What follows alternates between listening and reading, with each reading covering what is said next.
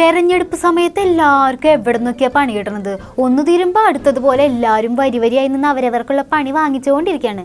Latest പണി മുഖ്യമന്ത്രിയുടെ മകളുടെ കമ്പനിക്കെതിരായ മാസപ്പടി വിവാദത്തിൽ ED വരുന്നതാണ്. ഈ സമയത്ത് ക്യാപ്സ്യൂൾ ഇറക്കാൻ നമ്മുടെ കോമ്രേഡ്സ് കുറച്ച് കഷ്ടപ്പെടും.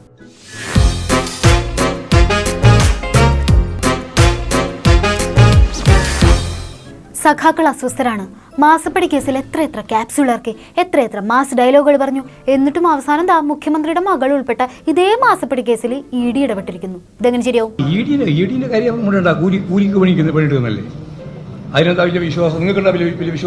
അല്ല മാഷെ, എൻഫോഴ്സ്മെന്റ് ഡയറക്ടറേറ്റ് എന്നൊക്കെ പറയുമ്പോൾ കേന്ദ്ര ഏജൻസി അല്ലേ, അപ്പൊ അതിന്റേതായ ഒരു പ്രാധാന്യം ഉണ്ടാവുമല്ലോ. രാജ്യത്തെ വിശ്വാസത തകർന്നു പോയി എന്ന് സുപ്രീം കോടതി പറഞ്ഞ ഏറ്റവും പ്രധാനപ്പെട്ട ഏജൻസിയാണ് ഈ പറയുന്ന ED. EDയെ മഹത്വവൽക്കരിച്ച് ചോദ്യങ്ങളൊന്നും ചോദിക്കേണ്ട കാര്യമില്ല. അത് അതിൻ്റെ രീതിയിൽ കൈകാര്യം ചെയ്യും. അത് ആരായാലും എല്ലാവരും ലക്ഷ്യം വെക്കാലോ. ആരെ ലക്ഷ്യം വെച്ചുകൂടാതെ? രാഷ്ട്രീയമായിട്ട് നിങ്ങൾക്ക് ആരെയും ലക്ഷ്യം വെക്കാം. പോലീസോ വേണമെങ്കിൽ പട്ടാളം തന്നെ വരട്ടടാ. പാറ്റൺ ടാങ്ക് പോലെ നിൽക്കും ഈ PP ശശി. അതെന്നെ, നിങ്ങൾ ആരെയാണ് ED വരുന്നേന്ന് പറഞ്ഞ് പേടിപ്പിക്കണത്? ഇത് വ്യാജാരോപണമാണ്. ഇനി അഥവാ ED വരുന്നുണ്ടെങ്കിലും അവർ മുഖ്യമന്ത്രിയെയാണ് ലക്ഷ്യം വെക്കുന്നത് എന്നുണ്ടെങ്കിലും ഒരു പ്രശ്നവും ഇവിടെ ഇല്ല. ഇവിടെ ഒന്നും നടക്കാൻ പോണില്ല. മുഖ്യമന്ത്രി സൂര്യനെ പോലെയല്ലേ, നോക്കിക്കോ. മുഖ്യമന്ത്രിക്കും മകൾക്കും എതിരെ ED വന്നാലേ അവർ കരിഞ്ഞു പോവും. അപ്പൊ അറിയാം ഗോവിന്ദ മാഷിന്റെ തിയറികളുടെയും ഫിലോസഫിയുടെയും ശക്തി. ആരായാലും എല്ലാവരും ലക്ഷ്യം വെക്കാലോ. ആരെ ലക്ഷ്യം വെച്ചുകൂടാതെ? രാഷ്ട്രീയമായിട്ട് നിങ്ങൾക്ക് ആരെയും ലക്ഷ്യം വെക്കാം. ആ ലക്ഷ്യം വെക്കുന്നത് ആരാണ് എന്നുള്ളതാ ചോദ്യം. ആരാണ് എന്നുള്ളത് ഞാൻ നേരത്തെ പറഞ്ഞ ഉത്തരം. ആരാ? അതാണ് നമുക്ക് അറിയേണ്ടത്. ഇരട്ടച്ചങ്കനായി നമ്മുടെ മുഖ്യമന്ത്രിനെ ലക്ഷ്യം വെക്കാൻ, അദ്ദേഹത്തിനെതിരെയും അദ്ദേഹത്തിന്റെ കുടുംബത്തിനെതിരെയും ഇങ്ങനെ കരുക്കൾ നീക്കാൻ ആർക്കാണ് ഇവിടെ എത്ര ധൈര്യം? ഓർമ്മയില്ലേ? ആരാ? കൂലിക്ക് പണിയെടുക്കുകയാണ്. അതാണ്, കൂലിപ്പണിയാണ്. BJPക്ക് വേണ്ടിയാണ്.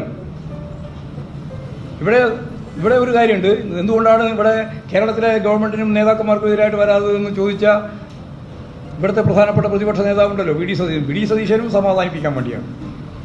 അതിലൊന്നും കീഴടങ്ങുന്ന പാർട്ടിയും പ്രസ്ഥാനവും ജനങ്ങളും അല്ല കേരളത്തിലുള്ളത് എന്ന് മനസ്സിലാക്കണം. അപ്പൊ അങ്ങനെയാണ് കാര്യങ്ങൾ. അതായത് വീണ വിജയന്റെ കമ്പനിയായ എക്സാലോജിക്കോ ഒരു തിരിമറിയും കാണിച്ചിട്ടില്ല, ചെയ്യാത്ത സേവനത്തിന് കാശ് വാങ്ങിച്ചിട്ടില്ല. അപ്പൊ ED അത് സതീശേട്ടനെ സമാധാനപ്പെടുത്താൻ വേണ്ടിയിട്ടാണ് ED വരുന്നതെന്നാണ് ഗോവിന്ദ മാഷിന്റെ അടുത്ത തീർ. P ചിദംബരത്തിനെ കോൺഗ്രസ് നേതാവിനെ അറസ്റ്റ് ചെയ്ത് ജയിലിലാക്കി. അദ്ദേഹം പണ്ട് അമിത്ഷായെ ജയിലിലാക്കിയിരുന്നു, ആഭ്യന്തരമന്ത്രിയായിരുന്നപ്പോൾ. ആ ദേഷ്യം തീർക്കാൻ വേണ്ടി അമിത്ഷാ കിടന്നതിനേക്കാൾ ഒരു ദിവസം കൂടുതൽ അദ്ദേഹത്തെ ജയിലിൽ കിടത്തി. ആ ആവേശമൊന്നും കേരളത്തിൽ DK ശിവകുമാർ, കർണാടകത്തിലെ ഉപമുഖ്യമന്ത്രി, അവരോടൊക്കെ ED കാണിച്ചത് എന്താ? കെജ്രിവാളിനോട് കാണിക്കുന്നത് എന്താ? അതൊന്നും അല്ലല്ലോ ഇവിടെ ഈ പ്രേമലേഖനം അയക്കുന്നത് പോലെയാണ് നോട്ടീസ് അയച്ചുകൊണ്ടിരിക്കുന്നത്. ഈ മുഖ്യമന്ത്രിയുടെ കേസിൽ, മാസപ്പടി കേസിൽ നോട്ടീസ് പോലും അയച്ചിട്ടില്ല. ഒരു നോട്ടീസ് പോലും ഉണ്ടായിട്ടില്ല. സതീശേട്ടൻ അങ്ങനെ പറയരുതിട്ടാ. SFIOയുടെയും ആദായ നികുതി വകുപ്പിന്റെ ഒക്കെ അന്വേഷണത്തിന്റെ അടിസ്ഥാനത്തിലാവുമല്ലോ ഇപ്പൊ ED വരുന്നത്. എന്നിട്ട് എന്താണ് ഒന്നും നടക്കണില്ല എന്ന് സതീശേട്ടൻ പറയണത്? സതീശൻ ചോദിച്ചല്ലോ എന്തുകൊണ്ടാണ് ഇവിടെ പിടിക്കാതെന്ന്. അപ്പൊ ഇവിടെ പിടിക്കാൻ പറ്റുമോ നോക്കി അപ്പൊ ആരെ സമാധാനിപ്പിക്കാനായാലും പാവം മുഖ്യമന്ത്രിയുടെ സമാധാനം പോയി കിട്ടിയല്ലോ. ഈ തെരഞ്ഞെടുപ്പ് സമയത്ത് ഇടതുപക്ഷത്തെ നയിക്കണം മുഖ്യമന്ത്രി തന്നെ പ്രതിപക്ഷം ആയുധാക്കുമ്പോൾ ഇനി എന്ത് ചെയ്യുന്നറിയാണ്ട് പാവം നമ്മുടെ കോമ്രേഡ്സ് കിളി പോയി നിൽക്കാണ്. കയ്യിലുള്ള ക്യാപ്സ്യൂളിന്റെ സ്റ്റോക്ക് തീരാതെ അവരെയൊക്കെ കാത്തോണേ.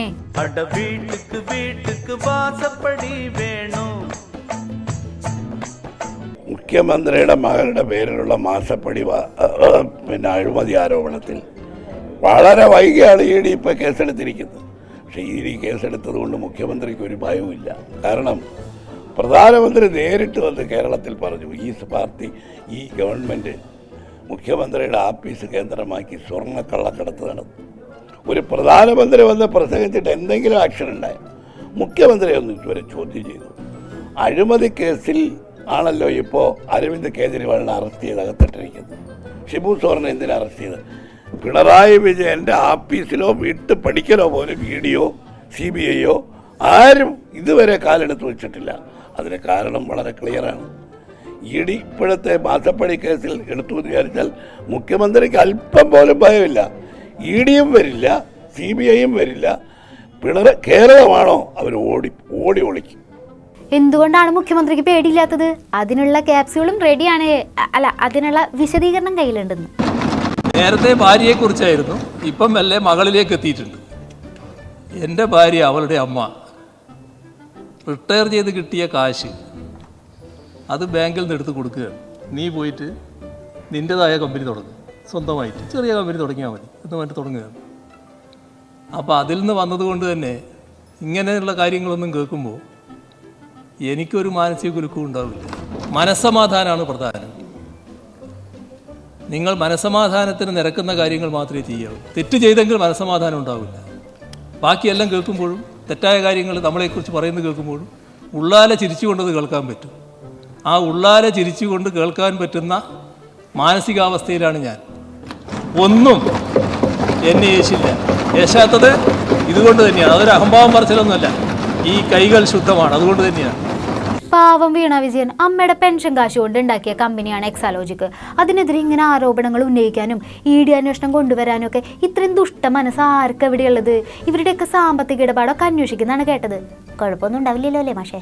കുറ്റവാളികളുടെ കയ്യിൽ നിന്ന് ഭീഷണിപ്പെടുത്തി വാങ്ങുകയാണ്. ഗുണ്ടാ പിരിവാണ് BJP നടത്തിയത്, ഗുണ്ടാ പിരിവ്. വീണ വിജയനെതിരായ മാസപ്പടി കേസിലെ ED അന്വേഷണത്തെ കുറിച്ച് ചോദിക്കുമ്പോൾ എന്തിനാ ദാസപ്പ ഇലക്ട്രൽ ബോണ്ടിന്റെ കാര്യം പറയണത്? എന്താ ചെയ്തിട്ടുണ്ടാകുക? ഈ പണത്രയും എന്താ ഇവർ ചെയ്തിട്ടുണ്ടാകുക? എല്ലാം ഫ്രീസ് ചെയ്തില്ലല്ലോ. വളരെ ചെറിയ പൈസ ഇല്ലല്ലേ ഫ്രീസ് ചെയ്തിട്ടുള്ളൂ.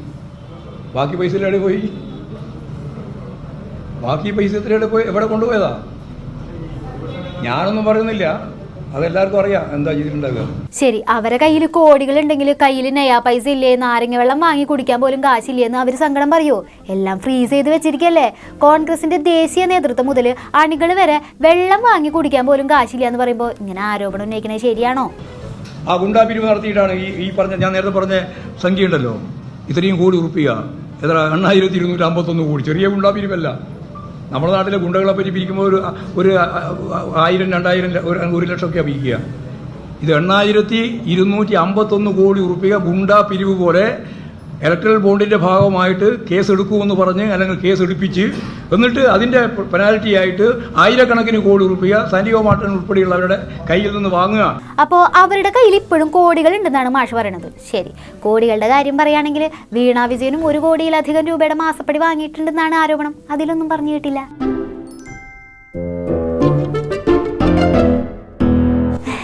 മറുപടി ഇല്ലാഞ്ഞിട്ടൊന്നല്ല കേട്ടോ, എന്താ ചൂടില്ല, എങ്ങനെ ഇരിക്കാൻ വയ്യ, അതുകൊണ്ടാ. വേറെന്തെങ്കിലും ചോദിക്കാനുണ്ടെങ്കിൽ അതാവാട്ടോ. സ്വർണ്ണക്കള്ളക്കടത്ത് കേസിലെ ED അന്വേഷണം എവിടെ എത്തി?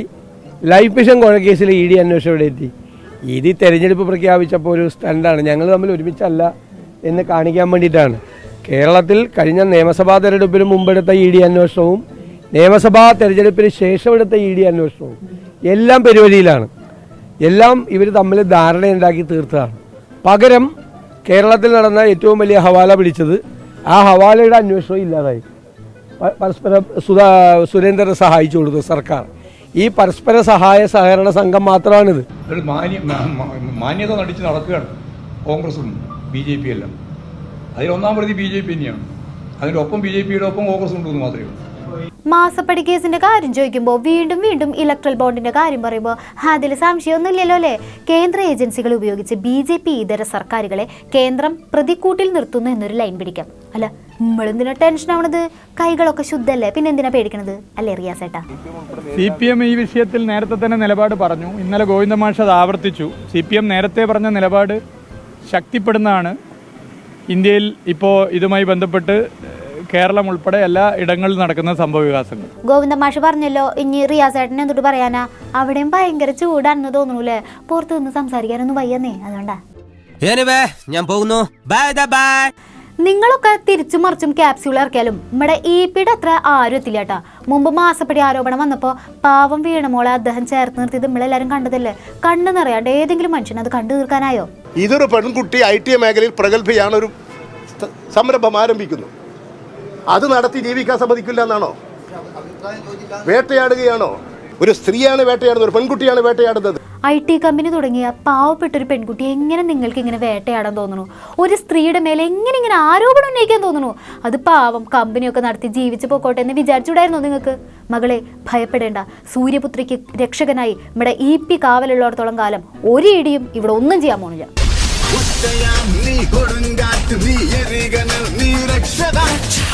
രക്ഷകന്മാരെ ആരൊക്കെ രക്ഷിക്കാൻ ഓടുന്നാണ് ഇപ്പം നമ്മുടെ കൺഫ്യൂഷൻ. ഇപ്പുറത്ത് വീണ വിജയനാണെങ്കിൽ അപ്പുറത്ത് തോമസ് ഐസക് ഉണ്ടേ. അല്ല, മസാല ബോണ്ട് കേസിൽ ഹാജരാകാൻ ഇടി വീണ്ടും തോമസ് ഐസക്കിന് നോട്ടീസ് കൊടുത്തിട്ടുണ്ട്. അതെ, 2-ാം തീയതി ഹാജരാകുന്നതിന് അവസാന ചാൻസ് വന്നിരിക്കുക.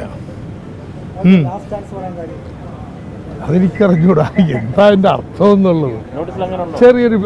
ചെറിയൊരു ഭീഷണിയുണ്ടോ സംശയം? ഭീഷണിയൊന്നും പക്ഷെ ഇങ്ങോട്ട് വേണ്ടട്ടാ, പേടി തീരില്ല. നാ മുഖം കണ്ടാൽ അറിഞ്ഞൂടെ. അന്ന് ചെന്നില്ലെങ്കിൽ എന്താ മൂക്കപ്പൊടിയാക്കൂ? ഇങ്ങനെയൊക്കെ മനുഷ്യന്മാരെ ഭീഷണിപ്പെടുത്തിയാൽ എന്താ? ഇവിടെ ആർക്കും ഇടി പേടിയൊന്നുമില്ല കേട്ടാ. അത് വടക്കേന്ത്യയിലൊക്കെ പോയിട്ട് വല്ലതും നോക്കി വെച്ചാൽ മതി.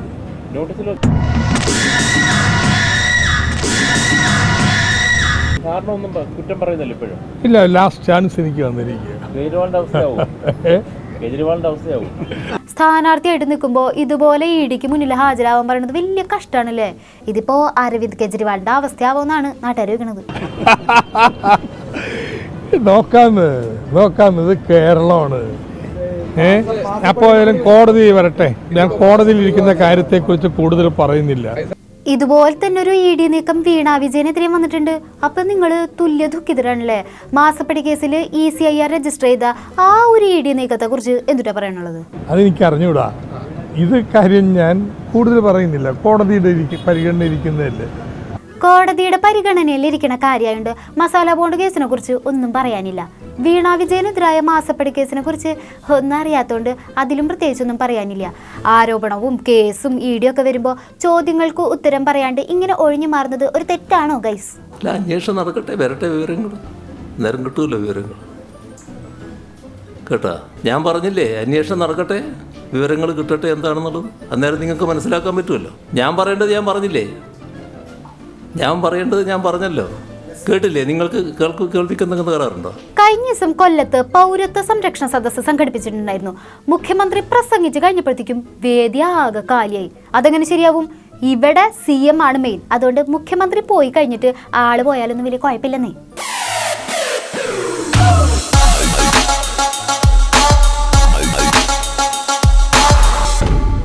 കൊല്ലം പീരങ്കി മൈതാനത്ത് പൗരത്വ സംരക്ഷണ സദസ്സാണ് വേദി.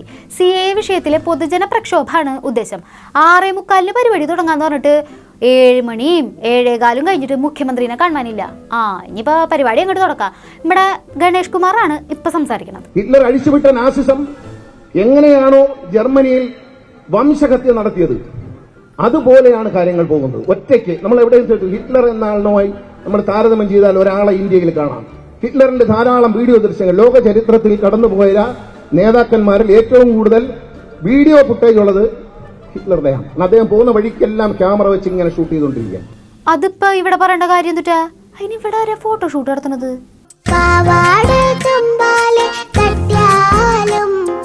അദ്ദേഹത്തിന്റെ ചിത്രങ്ങളാണ് ലോകത്ത് ഏറ്റവും കൂടുതലുള്ളത്. കെന്നഡിയുടെ പോലും അത്രയില്ല. അത്രയും ചിത്രങ്ങൾ ചിത്രീകരിച്ചു വെച്ചു. എന്തിനു വേണ്ടി? അദ്ദേഹം ഒറ്റയ്ക്ക് എല്ലാം ഒരാളെ പ്രൊജക്ട് ചെയ്യാം. ഇവിടെ എന്താണ്? ഒരാൾ മാത്രമാണ് ഇന്ന് ഇന്ത്യയിൽ. സെക്യൂരിറ്റിക്കാർ പോലും അടുത്തില്ല ഫോട്ടോ എടുത്തു കഴിഞ്ഞാൽ. അതാരാണെന്ന് നിങ്ങൾക്ക് ഊഹിക്കാം. ഈ മാധവൻ കുട്ടിക്കാരെ ഇരട്ടപ്പേരുണ്ടല്ലോ മക്കളെ, അതെന്തുവാ? ഈ മാധവൻ കുട്ടിക്കാരെ ഇരട്ടപ്പേരുണ്ടല്ലോ മക്കളെ, അതെന്തുവാന്ന്?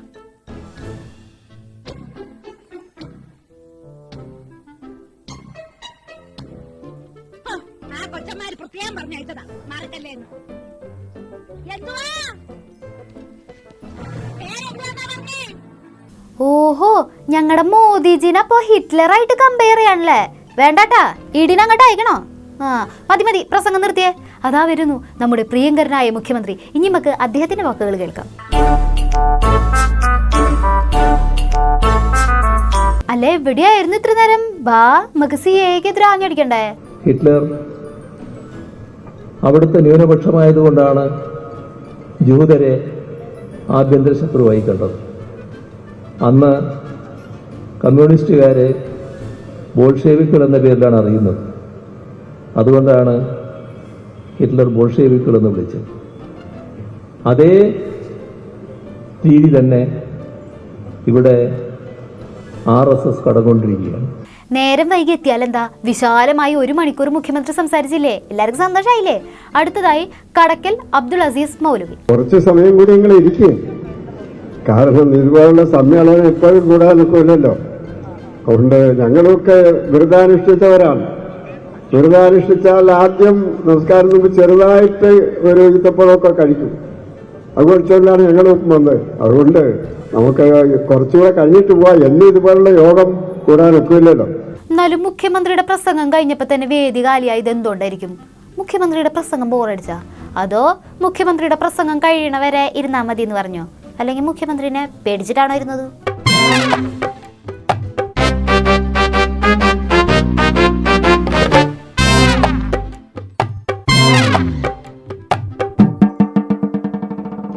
എന്താണിത്? കുറച്ചു നേരം കൂടെ ഇരുന്നൂടെ നിങ്ങൾക്ക്? ഒന്നുമില്ലെങ്കിലും മുഖ്യമന്ത്രി വേദിയിൽ ഇരിക്കണത് കണ്ടൂടെ നിങ്ങൾക്ക്? അപ്പോൾ നിങ്ങൾക്കും കൂടെ പ്രസംഗമൊക്കെ കേട്ടിരുന്നൂടെ?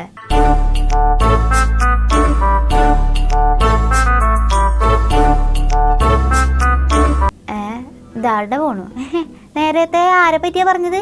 ഏകാധിപതിയായ ഹിറ്റ്ലറെ പറ്റിയല്ലേ? അതുപോലെയാണ് മോദിജിന്നല്ലേ? ശരി ശരി, പൊയ്ക്ക് പൊക്ക്.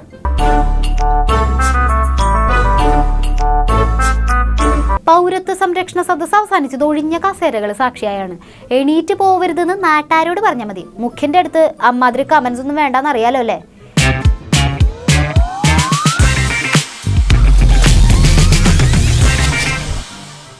തെരഞ്ഞെടുപ്പ് കാലത്ത് ആരോപണങ്ങളും പ്രത്യാരോപണങ്ങളും മാത്രമല്ല, എതിർ പാർട്ടിക്കാരുടെ സൗഹൃദം കൂടി കാണാൻ പറ്റും. എല്ലാത്തിന്റെ അടിസ്ഥാനം സ്നേഹം തന്നെയാണെന്ന് കാണിച്ചു തരുന്ന നേതാക്കളൊക്കെ പൊളിയല്ലേ?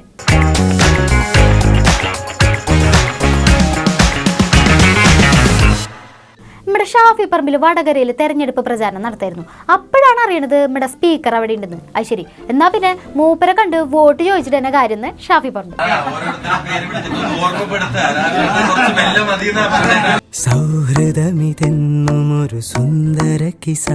കഴിഞ്ഞ വർഷം സഭയിൽ വെച്ച് ഇങ്ങനെ സംസാരിക്കുകയാണെങ്കിൽ ഷാഫിയെ നീ തോൽക്കുട്ടാന്ന് നമ്മുടെ സ്പീക്കർ പറഞ്ഞിട്ടുണ്ടായിരുന്നു.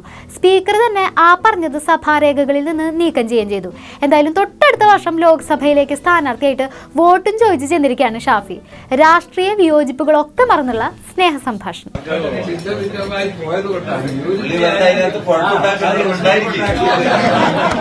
അപ്പം ഇവിടെ ചിഹ്നം മറക്കണ്ടേട്ടാ. കൈപ്പത്തിന്ന് ഓർമ്മിപ്പിച്ചിട്ടാണ് ഷാഫി പറമ്പിൽ സ്പീക്കർ AN ഷംസീറിന്റെ അടുത്തുനിന്ന് പോയത്. തെരഞ്ഞെടുപ്പ് കാലത്തെ ചിരി ഉണർത്തുന്ന ചില നല്ല കാഴ്ചകൾ. എന്നാൽ ശരി, ബാക്കി വിശേഷങ്ങളുമായി ഇനി നാളെ കാണാം. നന്ദി, നമസ്കാരം.